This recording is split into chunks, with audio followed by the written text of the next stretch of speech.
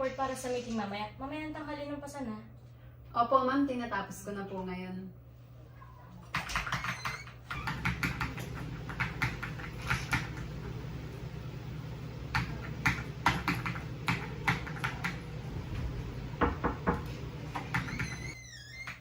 Emma, kumain ka na ba? Kape lang muna, madami pa kasi akong kailangan tapusin eh. Grabe, ang sipag mo talaga. Pero kulang pa rin yung sinasahod mo, di ba? Oo, 5 anak ko kasing umaasa sa akin. Kailangan ko silang pakainin. Pangbayad ng kuryente, tubig, baon. Halos wala nang natitira. Grabe, napakasipag mo talaga. O sige, kumain ka na rin pag may pagkakataon na. Salamat Mary Joy, pero tapusin ko muna to. Alam mo na, para sa mga anak ko.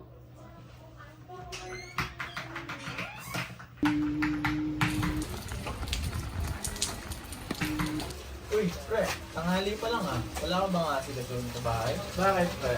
Masama mo mag-relax. Siya naman ito makaya, di ba? Ako man ang papahinga. O sige pre, tagay mo na tayo pre. Sige, pre. Hoy, Eddie! Tanghali ka pa, nagbinin ka. Hindi ka ba nahiya yung kasama mo hindi na makauwi sa sobrang pagod niya sa trabaho? Kapitana, trabaho niya naman yun eh. Bakit ba kinahigalam? Nakikialam ako kasi responsibilidad ng pamilya mo. 5 ang anak mo, Eddie. Ang samantalang yung asawa mo, pagod nakakatrabaho, ikaw, pinang-iinom mo lang yung sahod niya. Eh di wow, kapitana na, nahigalam pa. Ano, mamili ka? Uuwi ka o dadiretso ka sa barangay? Na, uwi na.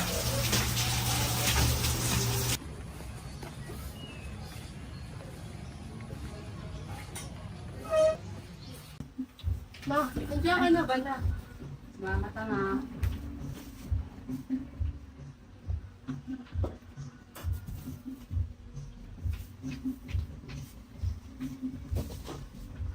Wala pa ding ulam ha? Anong oras na? Lagi na lang ganito sa bahay na. Puro ka reklamo. Si kuya nga kinain yung tira ko. Wala na tayong bigas. Mula kaninang umaga pa. Mga anak, pasensya na ha. Kunti lang kasi itong pinamili ko. Magluluto lang si mama ha. Sandali lang.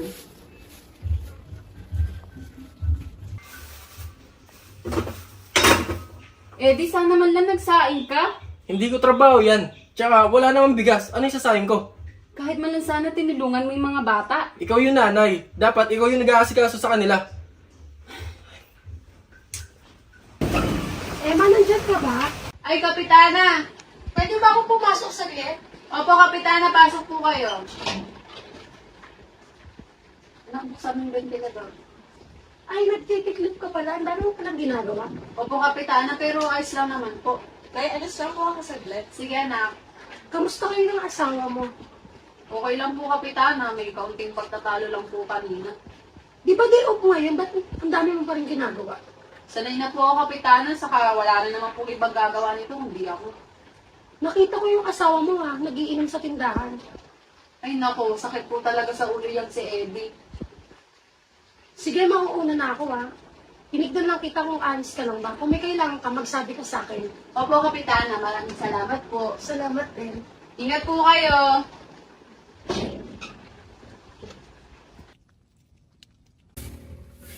Uy, Emma, tagal natin din nagkita. Uy, oo nga. Ang tagal na din ng huli natin pagkikita. Kamusta ka na?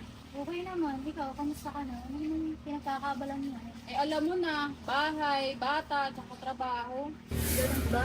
Emma, may alam akong trabaho, abroad. Malaking sweldo, malaking tulong to para sa pamilya mo. Tessa, abroad, parang malayo at medyo nakakatakot ituwanan ng mga bata. Ganun ba? Naiintindihan ko naman. Pero malaking ginawa to para sa'yo at para sa kanila. Hindi mo na kailangan mag-face dito. Pwede bang pag-isipan ko muna? Oo naman, walang pressure. Basta ang gusto ko lang, makatulog ko. Maraming salamat, Tessa. Sige, muna na ako. Ingat ka. Akin na yan. Ako dapat nakain yan. Ano ba kuya? Ikaw lang ba nagugutom? Ako nga walang baon kanina. Mga anak, ano ba nangyayari dito? Ma, si kuya inaago yung pagkain ko. Tigilan nyo nga yan. Hindi na pa kami nag-aantay dito. Ma, ako dapat kakain nun. Kasi kanina pa akong gutom. Sandali lang, may napamilya ako ditong konti. Maghahati-hati tayo. Ano yan? Ay, ano po pala. Emma, pasensya ka na ha. Pero isang linggo ka ng delay. Pero ano to daw pinapasingin? Pasensya na po, kauwi ko lang po kasi galing trabaho. Wala pa po akong perang hawak ngayon. Kung hindi ka makakapayag na din, baka mapinsin ako maging halina sa tayo. Oo anak, pero maayos ko to. Emma, ayoko rin naman magka-problema. Pero trabaho ko to. Kaya ka makakahulog. Bigyan niyo po ako ng 2 araw. Makakabayad po ako. Pangako ko po yan. O sige. Pero Emma, tandaan mo to. Isang extension na lang. Opo ma'am, tutuparin ko po. Pasensya na po talaga. Pasensya na po. Tessa? Tessa? Oh, Emma, napadaan ka. May nangyari ba? Pwede bang mag-usap muna tayo saglit? Pasok ka. Kanina kasi, pag uwi ko galing trabaho, nag-aaway na naman yung mga bata dahil walang ulam sa hapag. Tessa, hindi ko na alam kung anong gagawin ko. Kaya, napag-desisyon ako na tanggapin yung inaalok mo. Yung pag-abroad? Sigurado ka ba? Malayo to, Emma. Oo, para sa mga bata, para sa kanila. O sige, kung yan ang desisyon mo, susuportahan kita. Yung mga ipapapirma lang ako sa mga papeles pati may orientation. Pero akong bahala sa mga kailangan mo. Salamat, Tessa. Hindi ko alam kung paano magsisimula pero kailangan talaga eh. Gaganda rin ang buhay mo. Dadating din kayo sa punto na hindi na kayo mag-isip sa araw-araw. Para sa kanila, kahit gaano kahirap. Bumaba nga muna kayo dito. Ano na naman yun, Ma? Basta bumaba muna kayo dito. Mga anak, makinig mo ng lahat kay Mama ha. May kailangan lang tayong pag-usapan ng masinsinan. Ano na naman yun, ma? Lagi ka na lang may utos. Kami dito, nagugutom na. Hindi pa kayo nasanay kay Mama? Lagi naman ganyan yan eh. Nakita niyo naman yung nangyari kahapon, di ba? Ayoko nang umabot ulit tayo sa puntong yun. Kaya, napagdesisyonan ko nang tanggapin yung inaalok ng tita Tessa nyo.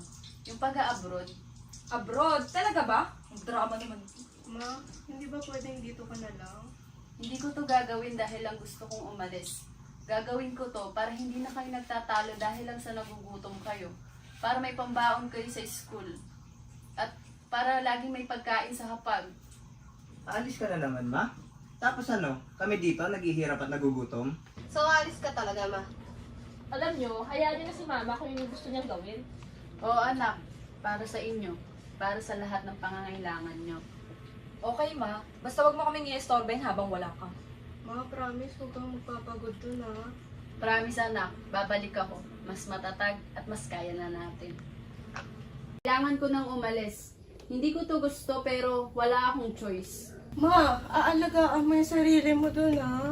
Oo anak, pangako. Kahit gaano kahirap, kakayanin ko doon. Hey, ma, umalis ka na. Kami na lang dito naghihirap. Lagi na lang ganito.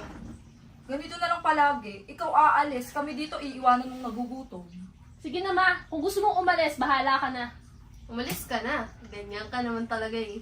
Alam nyo, kahit ganyan ang mga reaksyon nyo, gagawin ko pa rin to dahil mahal na mahal ko kayo. Hindi nyo man ako naiintindihan ngayon, pero para ito sa kinabukasan nyo. Para ito sa mga araw na hindi na kayo mag-aaway dahil sa gutom. Ma, promise ha, babalik ka dito. Hindi mo kami iiwan ng tuluyan. Ako anak, babalik ako kahit anong mangyari.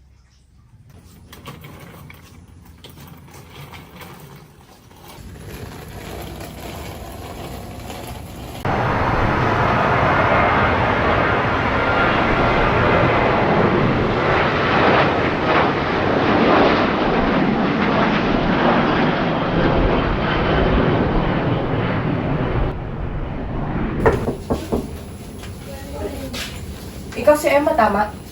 Welcome. Opo, tama po. Salamat po. Siya nga pala, may sasabihin ako sa'yo.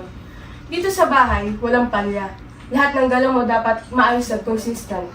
So ngayon, ipapakita ko sa'yo ang mga lugar na kailangan mo linisan araw-araw. Opo, naintindihan ko po. Ito ang sala. Araw-araw dapat malinis, walang alikabok. Naintindihan mo ba? Opo, ma'am. Ito naman ang dining. Dito kami kumakain na araw-araw. Dapat palaging malinis ang mesa at ang mga plato. Opo. At ang pagkain ay palaging nasa oras, walang delay. Opo, ma'am. At dito naman ang kitchen. Dito ka magluluto araw-araw at maghahanda na rin ng mga pagkain. Huwag kang mag-alala dahil lahat ng kailangan mo ay nandito na at wala ka na ding hahanapin pa. At panatilihin mo na rin na palaging malinis at walang bahid na kahit anumang kalat. Emma, tandaan mo, dito sa bahay, trabaho ang puhunan. Kaya kung maayos ka, maayos din ang trato namin sa'yo. Opo, ma'am, sir. Makakaasa po kayong gagawin ko po ng maayos ang trabaho ko. Emma, Po, sir? hindi ka ba napapagod sa araw-araw? Napapagod po pero sanay na po ako. Iba ka kasi sa mga naging kasambahay namin. Trabaho ko lang po to, sir. Sir, May buhok ka sa mukha. excuse me po, may nilinisin pa po ako sa kusina. Alam mo, mabait naman kami sa'yo, di ba? Opo, sir, kaya nga po nagpapasalamat po ako sa inyo ni ma'am kasi tinanggap niyo po ako bilang katulong. Kaya lang, minsan kailangan mo rin maging mabait pabalik. Sir, may asawa po kayo. Marunong ka na pala sumagot. Pasensya na po, sir. Hindi po kasi tama. Sir! Ano to? Ikaw, kung ano-anong iniisip mo. Anong ginagawa mo? Wala po, ma'am. Naglilinis lang po ako. Ako pa nga ang naiilang sa kanya. Hindi po totoo yun. Tama na! Ma'am, hindi po totoo yun. Si sir po yung lumalapit sa akin. Tumigil ka! Ayoko nang malandi dito sa bahay. Ma'am. Kaya lumayas ka. Wala po akong ginagawa. Hindi! Ayoko nang malandi. Kaya lumayas ka. Ma'am! Dali mo ang mga bag mo. Lumayas ka dito. Ayoko nang malandi. Ma'am, wala po akong ginagawang masama. Ma'am! Ma'am!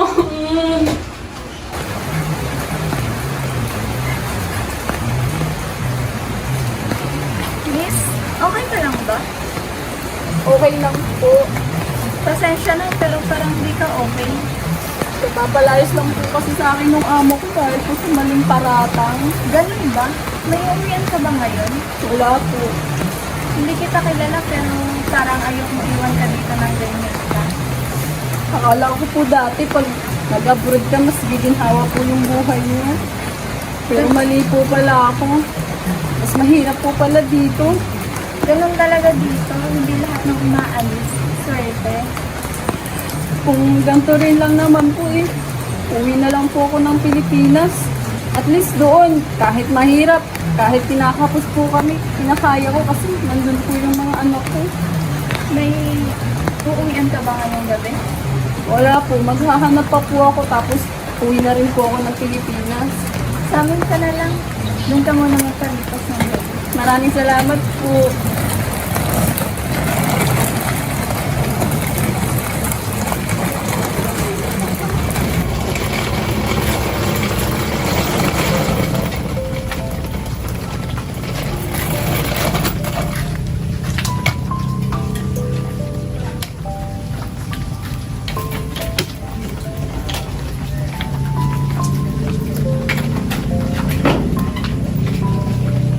Oh, hindi na sa asawa mo. Oh, Emma! Umuwi ka na pala. Eh di ano to? Ano bang inaasahan mo? Asawa mo ako! Tagal ka rin nawala. Sige, ituloy mo! Alam mo ba kung ilang beses ako nagtitiis gabi-gabi umiiyak mag-isa? Alam mo ba kung ilang beses ko ginustong umuwi pero hindi ko ginawa dahil iniisip ko kayo ng mga anak ko? Iniisip ko kayo! Eddie, halos mabaliw ako sa abroad habang ikaw nandito, kasama yung babae mo. Tumigil ka nga. Hindi lang ikaw nahihirapan. Talaga? Eddie, sino kumakayod? Sino nagtitiis ng gutom para lang may mapakain sa anak niya? Ako! Eddie, hindi ako perfectong nanay pero hindi ako pabaya! At ikaw? Ang kapal din ang mukha mong babae ka? Sa loob ba ng pamamahay ko? Hindi ka na nahiya! Aalis ka o kakalat ka rin kita palabas? Sige, Eddie, aalis muna ako. Kausapin mo muna yung asawa mo. Eddie, alam mo, mas mabuti pang maghiwalay na lang tayo. Kasi kahit naman nandito ka, para ako pa rin mag-isa eh. Ako lahat na umako na responsibilidad mo bilang magulang. Eddie, tatay ka din! Dapat pagbalik ko dito, hindi ko na makikita yung pagmumukha mo. Hindi aalis ako. Ma, pasensya na po. Hindi po namin alam na nahihirapan ka pala doon. Ma, sorry, hindi namin alam kung ano nangyayari sa'yo doon. Akala ko kasi pera lang ang kailangan natin eh. Nagkamali ako, ma. Hindi ko lahat nakikita ang sakripisyo mo. Ma, pinabayaan ka namin tapos kami pa itong nagre-reklamo. Ma, ako dapat umintindi kasi akong kuya. Pero hinayaan kitang mapagod mag-isa. Alam niyo mga anak, hindi ko hangad ang pasasalamat. Ang gusto ko lang naman maintindihan niyo kung bakit ginagawa kong lahat para sa inyo.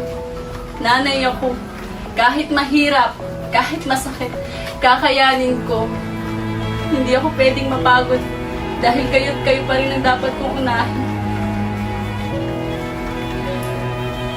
Ako na bahala sa mga kapatid ko, ma. Alam niyo mga anak, hindi ko kailangan ng perfectong buhay. Ang kailangan ko lang ay kayo.